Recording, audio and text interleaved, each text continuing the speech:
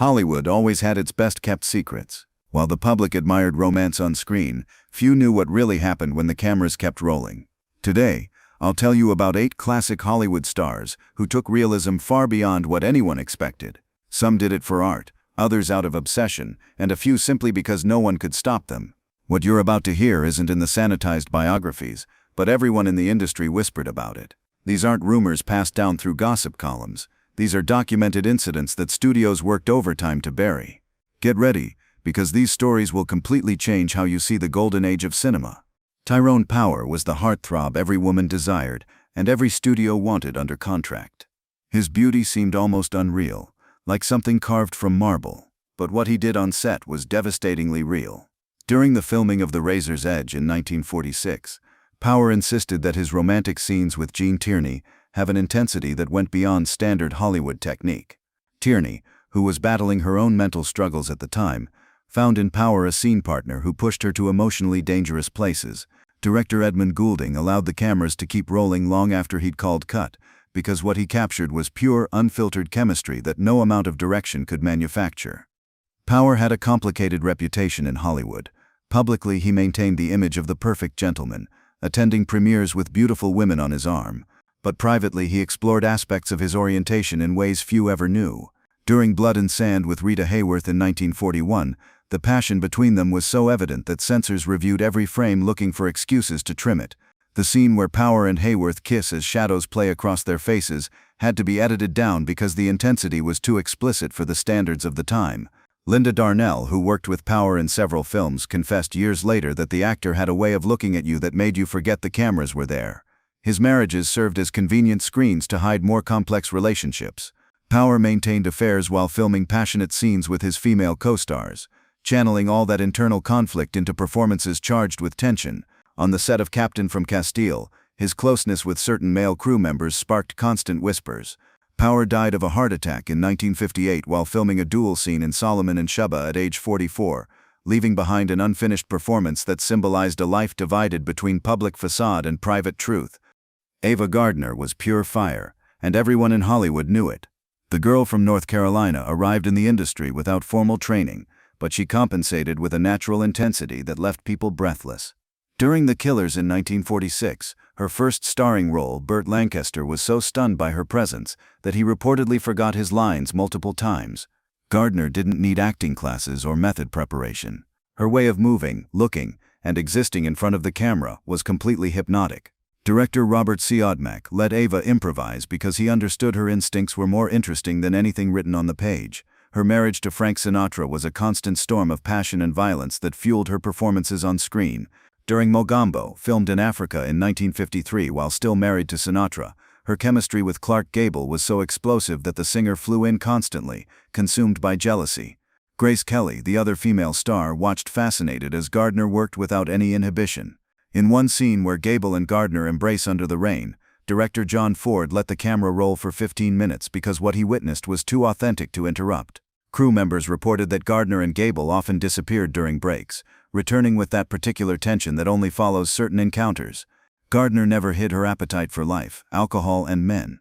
In Spain, where she filmed several movies and eventually settled, her reputation became legendary among locals and film crews alike. During The Barefoot Contessa in 1954, her portrayal of a gypsy dancer seducing a millionaire was practically autobiographical.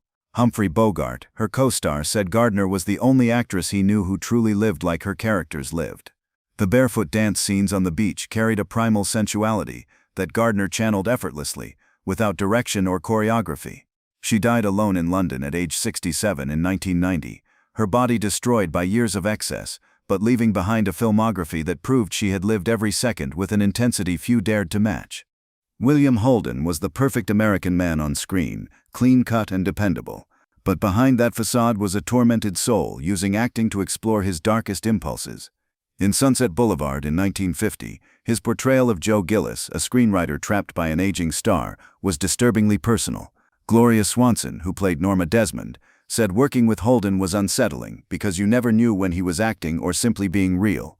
The scenes where Gillis becomes romantically entangled with Norma in exchange for security carried a brutal honesty drawn from Holden's own damaged psyche.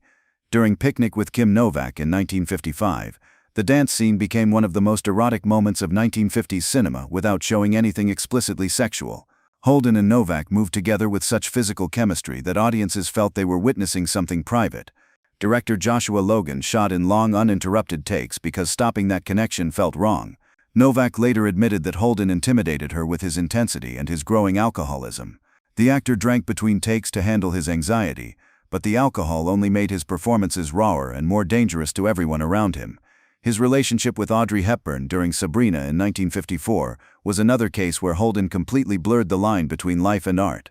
He fell deeply in love with Hepburn, who rejected him after discovering he'd had a vasectomy and couldn't give her the children she wanted. That real pain infused every scene between them, especially when Holden's character must let Sabrina go to another man. In The Bridge on the River Kwai in 1957, his performance came from genuine despair. Holden was losing control of his life, and he knew it. He died alone in his Santa Monica apartment in 1981 after falling while drunk and hitting his head, bleeding to death over several days. He was found a week later, a tragic end for a man adored by millions who could never love himself. Bette Davis didn't just act. She conquered every scene with a ferocity that genuinely terrified her co-stars. In Of Human Bondage in 1934, her portrayal of Mildred Rogers, a cruel waitress who destroys an obsessed doctor, was so visceral it changed what audiences expected from actresses. Davis worked with such emotional intensity that Leslie Howard, her co-star, often begged for breaks between scenes. The famous scene where Mildred verbally destroys Philip was largely improvised by Davis, who channeled her own rage against a studio system constantly trying to control her. The studios genuinely didn't know what to do with a woman who refused to be simply beautiful and obedient. Davis constantly fought with Jack Warner for more challenging roles and creative control. During Jezebel in 1938, her answer to losing the role of Scarlett O'Hara, she played a manipulative Southern belle with such conviction that she won her second Oscar. The romantic scenes with Henry Fonda carried a disturbing tension. Davis seduced not with sweetness but with power and implied threat.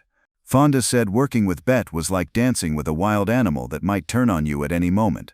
In All About Eve in 1950, at age 42, Davis delivered one of the most complex performances in film history. Her Margot Channing was vulnerable, vicious, insecure, and brilliant all at once.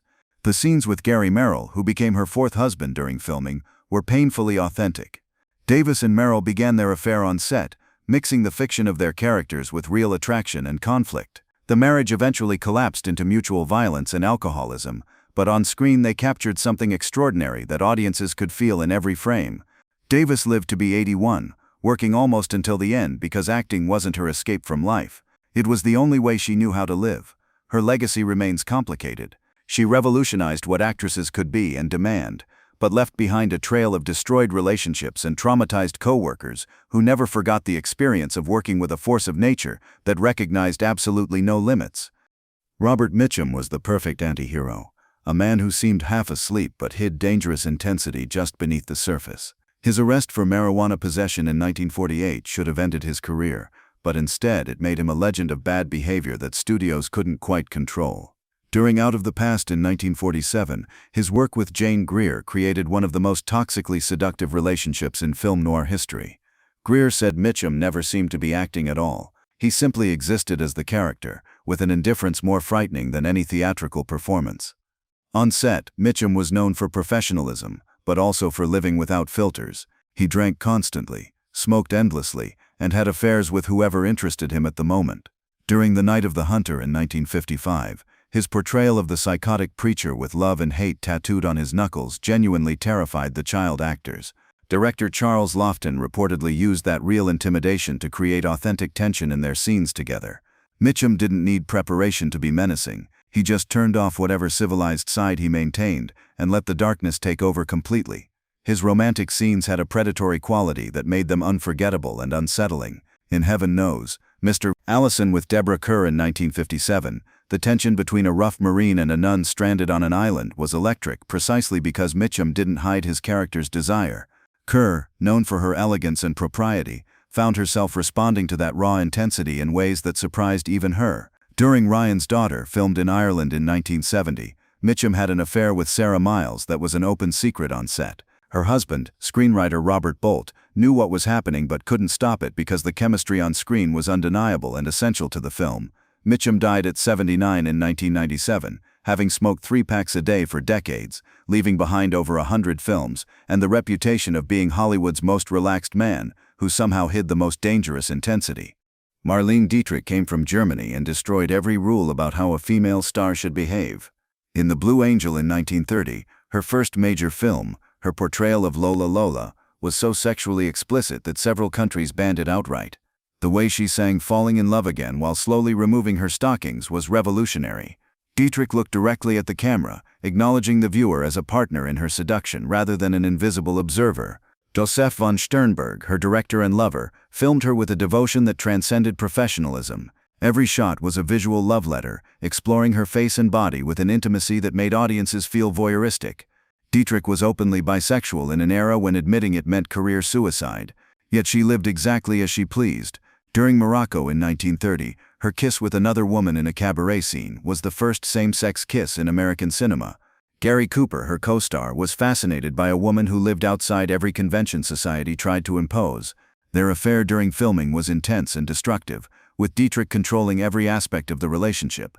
Cooper, used to being the seducer, found himself completely seduced, a reversal of power that destabilized him. In Destry Rides Again in the late 1930s, Dietrich reinvented her image but kept her uncompromising intensity. Her barroom fight with Una Merkel was so physical and real that both women ended up genuinely bruised. James Stewart, her shy and inexperienced co-star, was completely intimidated by a woman who had more lovers than he'd had meaningful conversations.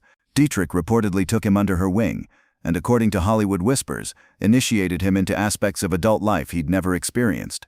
During World War II, Dietrich risked her life entertaining troops on the front lines, often engaging in romances with soldiers and officers alike. Her daughter Maria Riva wrote a devastating biography describing a narcissistic mother who used everyone around her without remorse. Dietrich lived to be 90, spending her final years reclusive in her Paris apartment, refusing to be photographed or seen aged, preferring the world remember only the immortal goddess she once was. John Garfield was Hollywood's original rebel, the working-class man who never quite fit into the polished studio system. In The Postman Always Rings Twice with Lana Turner in 1946, they created one of the most explosively carnal relationships of 1940s cinema. Garfield played a drifter obsessed with the wife of a diner owner, and his chemistry with Turner was so intense that censors worked overtime trying to tame it. The kitchen kiss scene, surrounded by flour and chaos, was practically spontaneous combustion on film. Turner and Garfield continued their connection off-set, a toxic romance driven by mutual ambition and undeniable physical attraction. Garfield had trained with the Group Theater in New York, bringing a working-class realism that Hollywood had never seen before. During Body and Soul in 1947, his portrayal of a corrupt boxer came from genuine experience and understanding. Garfield had grown up poor in the Bronx and understood the desperation that makes men sell their souls for success. He constantly fought studios over the roles they wanted him to play, refusing to be just another handsome romantic lead. His love scenes carried a roughness that contrasted sharply with traditional Hollywood elegance and restraint. His personal life was chaotic, filled with multiple affairs, ignored heart problems, and involvement with left-wing political causes that eventually destroyed him. During the McCarthy era, Garfield was blacklisted for his political connections and associations. The pressure to either betray his friends or lose everything broke him psychologically and physically. In 1952, at just 39 years old, he died of a heart attack after spending the night with a lover. His wife Roberta found the body and maintained her dignity publicly, but everyone in Hollywood knew how he had died. Garfield had literally killed himself by living too intensely, burning through life faster than his heart could sustain. Joan Crawford built her entire career and life on the calculated manipulation of her public image. But on set, she revealed an intensity that went far beyond simple acting technique. In Rain in 1932, her portrayal of Sadie Thompson, a free-spirited woman trapped on an island, was so sexually charged that censors mutilated significant portions of it. Crawford worked with obsessive dedication, demanding dozens of takes until everything met her exacting standards. Her co-stars feared and respected her in equal measure. The actress made absolutely no distinction between her character and herself. If she played a seductress, she seduced. If she played a victim, she truly suffered. Her rivalry with Bette Davis during Whatever Happened to Baby Jane in 1962 became legendary in Hollywood. Both actresses were in their 50s, considered finished by an industry that worshipped youth, fighting desperately for relevance. The animosity between them was completely real, and director Robert Aldrich exploited it mercilessly for the camera. In the scene where Davis kicks Crawford on the floor, Davis actually made contact and hurt her. In revenge, Crawford filled her pockets with stones for a scene where Davis had to drag her across the room, genuinely injuring Davis's back. The movie succeeded precisely because the hatred on screen was absolutely authentic. Crawford maintained calculated relationships with powerful men throughout Hollywood, using intimacy as a tool of negotiation and advancement. Her 4 marriages were as strategic to her career as any studio contract she ever signed. During Mildred Pierce in 1945, her Oscar-winning comeback film, Crawford was desperate to prove she was still relevant and bankable. Her portrayal of a mother who sacrifices everything for an ungrateful daughter came from a genuinely complicated place, because Crawford herself was a terrible mother who abused her adopted children while projecting an image of domestic perfection to the world. Her daughter Christina later wrote Mommy Dearest, exposing decades of physical and psychological abuse behind closed doors. Crawford died in 1977, having disinherited Christina and Christopher with the famous phrase, "for reasons they well know." Her legacy remains divided between those who admire a brilliant actress who survived decades in a brutal industry, and those who recognize the private monster who destroyed the people who depended on her most. On set, however, there was no denying her power. Crawford delivered every scene with total intensity, completely erasing the line between performance and reality.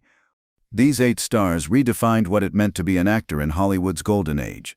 But they also paid prices that are rarely discussed honestly. The glamour we saw on screen hid stories of manipulation, obsession, and boundaries that dissolved between art and personal destruction. Some pursued it consciously, seeking artistic truth at any cost to themselves or others. Others simply didn't know where their real lives ended and their performances began. The studios allowed such practices because the results sold tickets by the millions. And in Hollywood, money always spoke louder than ethics or human cost. Hit the like button if these stories revealed something you never knew about classic Hollywood, and tell me in the comments which of these revelations surprised you the most. Did you have any idea what was really happening behind those carefully crafted studio publicity photos? See you in the next video, where I'll reveal something even more shocking about the golden age that studios buried for decades.